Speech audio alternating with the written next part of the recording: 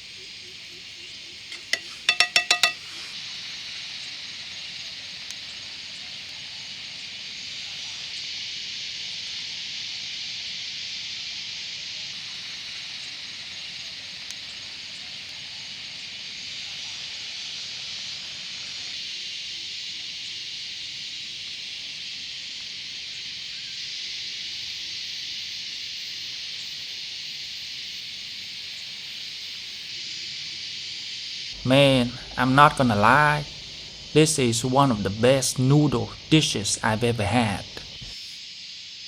And by the way, here's how you really eat charcoal roasted tubers. You see that burnt looking skin? Don't peel it all off. That's where all the smoky flavor is. Just use your hands. Tear up the peel, but leave a bit of that bark on. Trust me, that's the good stuff. That's how you're supposed to eat it.